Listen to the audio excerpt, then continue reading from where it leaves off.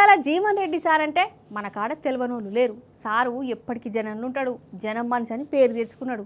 ఒకటా రెండా 40-45 ఏళ్ళ సంధి షేయి పార్టీలో ఉన్నాడు జీవన్ రెడ్డి సారు. ఆ పార్టీకి ఎంత సేవ చేసిండు, తెలంగాణ కోసం కొట్లాడిండు. అంతటి జీవన్ రెడ్డి సార్ను వలస కాంగ్రెస్ లీడర్లు పొగబెట్టి ఎల్లగొట్టినంత పని చేసిరు. అన్యాయమా కాదా? షేయి పార్టీల అన్యాయమైన జీవన్ రెడ్డి సార్కు ఇప్పుడు న్యాయం జరిగింది. బీఆర్ఎస్లో షరీక్ అవుతుంది కదా, కేసీఆర్ సార్ను కూడా కలిసిండోలా పారి. మరి ఆడ ఏమైందో, ఏం మాట్లాడుకున్నారో అరుచుకుందాం.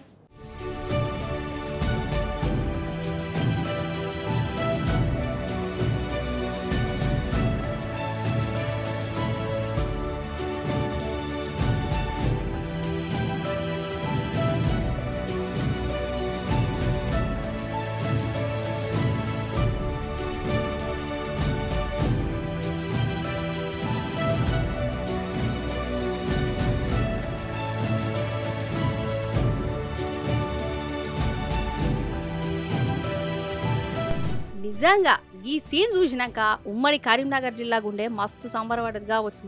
కాంగ్రెస్ లీడర్లకు మాత్రం నిద్ర కూడా దూరంగా వచ్చు. అయితే జీవన్ రెడ్డి సారు కారు పార్టీల షరీక్ అవుతుంది కదా, కేసీఆర్ సార్ను కలిసేందుకు ఎర్రవల్లికి వచ్చిండు. ఆడ కేసీఆర్ సార్ను చూసుడుతోటే జీవన్ రెడ్డి సారు దగ్గర పోయి అనుకున్నాడు, అన్న మీ కాడికి నన్ను దేవుడే నన్ను పంపిండన్నా, మీతోని కలిసి పని చేయమని దేవుడే ఆర్డర్ ఇచ్చినట్టు అయిందన్నా అని కేసీఆర్ సార్తోని చెప్పుకుంటా అలై బలై తీసుకున్నాడు. ఇక కేసీఆర్ సార్ కూడా జీవన్ రెడ్డి సార్ను పాయనంగా దగ్గరికి తీసుకుని అలై బలై ఇచ్చి జరసేపు మంచి చెడ్డ మాట ముచ్చట మాట్లాడుకున్నాడు.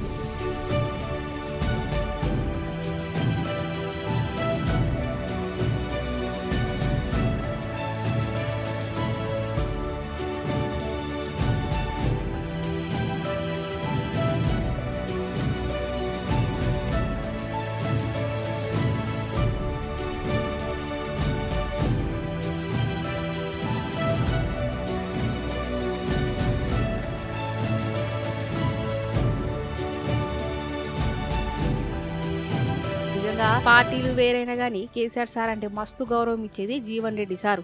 కేసీఆర్ సార్ కూడా జీవన్ రెడ్డి సార్ మీద ప్రేమ చూపిస్తాడు. అసెంబ్లీలో అయినా ఇంకేంటన్నా కలిసినా మంచి ఇజ్జత్ ఇచ్చేది. అందుకే షానొద్దులకు వీళ్ళు గిట్లా కలుసుకుంటే పాత దోస్తులు మళ్ళా కలుసుకొని సత్యంగా మాట్లాడుకున్నట్టు అనిపించింది అందరికీ.